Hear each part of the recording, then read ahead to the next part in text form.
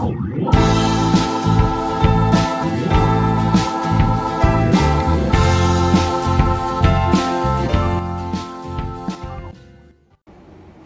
gente, tudo bem? Eu sou a professora Marília Gabriela, de Língua Portuguesa, e nós vamos agora começar mais uma aula do 7º ano. E eu peço para vocês, por gentileza, façam aos poucos as atividades, porque quando eu peço já está tudo pronto. Por favor, prestem atenção e façam as atividades de vocês, beleza? Lembrando que tudo conta ponto, a avaliação, vocês são avaliados em tudo que vocês fazem comigo, vocês sabem disso. Bom, nós vamos trabalhar, óbvio, livro 4, nosso último livro, página 72 a 82, tá? Sendo que a página 72 até a página 72 até a página, Deus amado, 77 é para vocês fazerem essa semana, tá? De preferência, assim que for enviado, que for colocado, vocês assistirem essa aula, tá? Eu quero ela até segunda-feira, página 72 até a página 77, até segunda-feira, tá, gente? No meu e-mail. Beleza, página 72 até 77 no meu e-mail até segunda-feira. A página 78 até a 82, eu quero que vocês façam apenas para entregar na outra semana, porque ela já vai ter teor de revisão, ok, gente? Página 77 em diante até 82 é revisão, portanto, vocês podem entregar na outra semana, tranquilamente, sem ser na que vem na outra, ok? Mas até a página 77 eu quero até segunda-feira, tá? 78 até 82 na outra semana. Ok, nós vamos trabalhar sobre sinônimos, antônimos, homônimos e parônimos, tudo isso dentro da coesão referencial, tá, gente? Coesão, nós já estudamos sobre coerência e coesão. Coesão é como você organiza as palavras, né? Para que elas tenham um sentido direto, completo, correto dentro do seu texto, ok? Bom, nós vamos começar com sinônimos. Tudo isso aqui que nós estamos vendo, alguns não são novidades para vocês. Vocês estudaram recentemente, tá? Para outros, chega a ser uma novidade porque não lembram, tá? Mas prestem atenção para que vocês consigam fazer direitinho, tá? Os sinônimos são palavras que têm significados iguais ou semelhantes e são palavras que mantêm uma relação de significado entre si. Por exemplo, casa, moradia, lar, apreciar, gostar, decidir, resolver, oposto, antagônico, contrário, magnífico, encantador, esplêndido. Lembrando que o sinônimo, ele está com a palavra semântica embaixo, por quê? Nós já estudamos a diferença entre semântica e sintático. A semântica fala do sentido e o sintático fala da estrutura da palavra em si, de como você vai colocar sujeito, verbo, complemento do sujeito, complemento do verbo, tá? Então, a semântica, ela fala do sentido, ela trata do sentido, tá? Então, o que estudar? Observe que os sentidos dessas palavras, que são próximos, mas não são exatamente iguais. Dificilmente encontraremos um sinônimo perfeito, uma palavra que signifique exatamente a mesma coisa que a outra. O que isso quer dizer? Os sinônimos são palavras que podem ser substituídas uma pela outra de acordo com o sentido. Tudo depende do contexto. Tudo depende do contexto em que a palavra está inserida. Então, eu não posso simplesmente sair substituindo uma palavra pela outra dizendo que é igual. Não. Depende do contexto. Se vai encaixar no contexto esse sinônimo. As palavras sinônimas existem para que tenham sentidos parecidos, tá, gente? Aí vai dizer assim para mim, mas eu aprendi a vida toda que sinônimos são palavras diferentes com o mesmo sentido, dependendo do contexto, ok? Por isso que a palavra semântica está bem grande embaixo do sinônimo, depende do contexto. Há uma pequena diferença de significado entre as palavras sinônimas e veja que, embora casa e lar sejam sinônimos, ficaria estranho se falássemos a segunda frase, comprei um novo lar. se eu substituísse, comprei uma nova casa comprei um novo lar. Porque o lar, a significação dele está muito mais ligada ao subjetivo, né? Aquilo que é construído, a relação dentro daquela casa. Lar tem muito mais a ver com a família, com o aconchego, com uma instituição que tem dentro desta casa, né? Dessa casa moradia. Então, você pode sim usar a palavra lar para substituir casa, dependendo do sentido. Como vocês viram aqui, comprei um novo lar. Não faz sentido, fica estranho. Você não compra um lar, você constrói um lar com afeto, amor, carinho, entre outras coisas. Observação: o uso das palavras sinônimas pode ser de grande utilidade nos processos de retomada de elemento que interrelacionam as partes do texto. É aqui que entra a coesão referencial de vocês, tá? Coesão referencial quer dizer que você vai fazer referência a algo que foi dito antes ou depois. Você não vai repetir a mesma coisa. Eu espero que vocês lembrem dos exercícios que nós fazíamos, que era justamente isso, você pegar um texto e substituir as palavras que se repetiam, justamente para que o texto deixasse de ser cansativo. Então, você usa os sinônimos, certo? Se você fala de uma mulher, você vai usar mulher, menina, moça, rapariga em Portugal, tá, gente? Aqui tem um outro significado. Então, você vai usando outros termos para tratar dessa mulher, dessa moça, dessa menina, justamente para que não fique repetitivo o seu texto. É no que cabe a coesão referencial, tá? Você fazer referência a algo que foi dito antes ou depois. E os sinônimos, eles são essenciais nesse processo, tá bom? Por quê? Os sinônimos têm significados iguais ou semelhantes, mas na maioria das vezes são apenas semelhantes. E são palavras que mantêm uma relação de significado entre si. É semântica, tá? Por mais que elas não tenham um significado puros, iguais, elas vão ter uma relação de sentido entre elas. Bom, os antônimos. Assim como nós temos os sinônimos, que são palavras ali que podem ser substituídas umas pelas outras, de acordo com o sentido, nós temos os antônimos, que são as palavras contrapostas. São as palavras contrárias uma à outra. O antônimo do sinônimo é o antônimo. E o antônimo do antônimo é o sinônimo, tá? Porque os sinônimos são palavras que têm o mesmo sentido e antônimos, palavras que têm sentido diferentes. Entenderam? Beleza? O que é?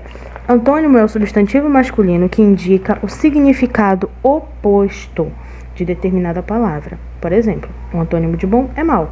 Inclusive, ele possui seu próprio antônimo, uma vez que o antônimo da palavra antônimo é o sinônimo. Então, a origem da palavra antônimo vem do grego anti, que significa oposto, e onímia, que significa nome, conferindo a uma palavra o significado oposto a outra. Aqui nós temos vários exemplos: seco e úmido, amigo e inimigo, dentro e fora, rir e chorar, pequeno, grande, escuro e claro, paz e guerra, amor e ódio, e assim sucessivamente, tá? São palavras de sentidos opostos. Noite e dia, preto, branco, claro, escuro, e assim sucessivamente. Agora, aqui nos homônimos, eu peço um pouquinho da atenção de vocês, tudo bem? Primeiro, nós precisamos entender o que é a palavra homônima. São palavras que possuem a mesma pronúncia, algumas vezes a mesma escrita que a grafia, mas sempre significados diferentes. Existem 3 tipos de homônimos: homônimos perfeitos, homófonos e homógrafos. As relações de homonímia são estudadas pela semântica, pelo estudo do sentido, tá? Eu vou começar pelas que são iguais só em algumas partes. Primeiro, as homônimas homófonas ou homônimos homófonos. Lembrem, gente, homo significa igual, hétero significa diferente. Homo significa igual e hétero significa diferente. Palavras homófonas também são chamadas de homófonos. São palavras que apresentam a mesma pronúncia, tá? Homo igual, fono, som. Homo igual, fono, som. Igual no som, igual na pronúncia, mas escrita de formas diferentes. Lembrando que o significado de todas são diferentes. Acento e acento. Acento com C, acento gráfico, acento com 2 S, nesse caso do exemplo, tem o valor de cadeira, lugar.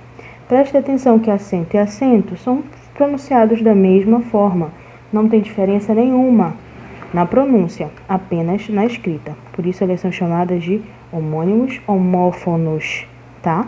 Iguais no som. A mesma coisa acontece com o aço e o aço. Aço de ferro, né? E o aço do verbo assar. Ambos possuem o mesmo som, por isso eles são chamados de homófonos, mas a escrita é diferente. Os homônimos homógrafos, mais uma vez, homo igual, grafos, grafia, grafas, grafia, que significa escrita. Ou seja, são palavras iguais na escrita, mas diferentes no som, tá? Na pronúncia, assim como no significado, todas são diferentes no significado. As palavras homógrafas, também chamadas de homógrafos, são palavras que apresentam a mesma grafia, ou seja, são escritas de forma igual, mas que apresentam significados e pronúncias diferentes. Exemplos de homógrafos: acerto, acerto ou acerto. O presidente discursou com muito acerto, significa correto, substantivo. Eu nunca acerto nas respostas desse jogo. Prestem atenção, acerto, o E é fechado, acerto, o E é aberto. No livro de vocês tem vários outros exemplos que vocês podem estar lendo, ok? Então, prestem atenção, homônimos, homófonos são iguais na pronúncia e os homônimos homógrafos são iguais na escrita. E os homônimos perfeitos são iguais na escrita e na pronúncia, ok? Os homônimos perfeitos são palavras que possuem a mesma escrita e a mesma pronúncia, o mesmo som, mas, claro, de significados diferentes. Exemplos de homônimos perfeitos: caminho, caminho substantivo, caminho de caminhar, verbo. Cedo, de antecedência, e cedo, de ceder. Prestem atenção, é igual, tanto na escrita quanto na pronúncia. Na página 73 do livro de vocês, vocês vão encontrar esses exemplos e outros mais. Bom, por último, nós vamos ver os parônimos. O que são os parônimos? São palavras que são escritas de forma parecida e são pronunciadas de forma parecida. Parônimos parecidos, homônimos iguais, tá? Ou na escrita, ou na pronúncia, ou nos dois, mas sempre de significados diferentes, tá? E o parônimo, como o próprio nome já diz, é escrita e pronúncia, fala parecidos, mas também tudo com significados diferentes. Origem: a relação que se estabelece entre as palavras que possuem significados diferentes, mas são muito parecidas na pronúncia e na escrita. Exemplo: absorver e absolver. Nós temos aí sentidos diferentes, significados diferentes. Por exemplo, imigrar e emigrar. São pares de palavras parecidas, mas com significados diferentes, mas muito parecidas, tanto na pronúncia quanto na escrita. Uma significa sair do seu país de origem e outro significa entrar em outro país. Ok, gente? Então, nós temos os sinônimos, que são palavras diferentes, que possuem ali o mesmo sentido dentro do contexto. Nós temos os antônimos, que são palavras de sentidos opostos.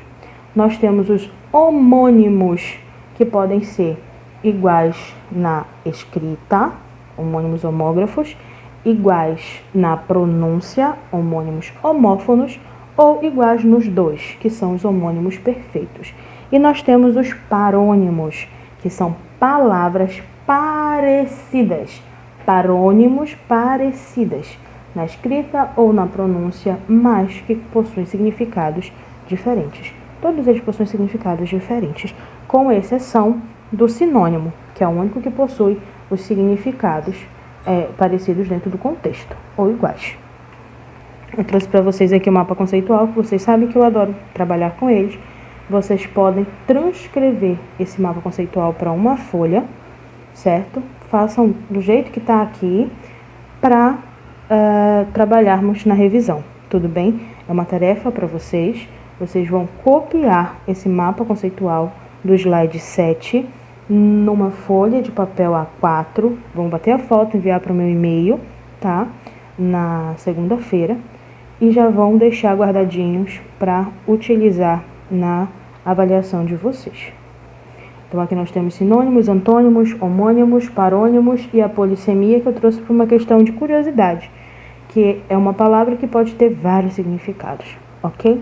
Os outros nós temos palavras parecidas, iguais, diferentes, opostas, né?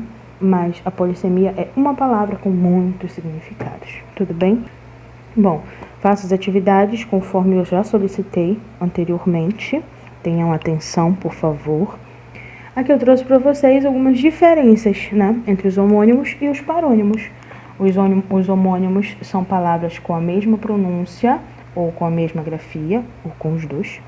E os parônimos são palavras de grafia ou pronúncia parecidas, não iguais. Lembrando que homo significa iguais e hétero significa diferentes e paro significa parecidos, ok?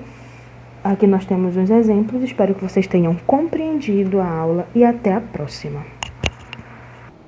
Então, gente, essa foi mais uma aula. Eu espero que vocês tenham compreendido o conteúdo e as demais dúvidas, entre em contato conosco.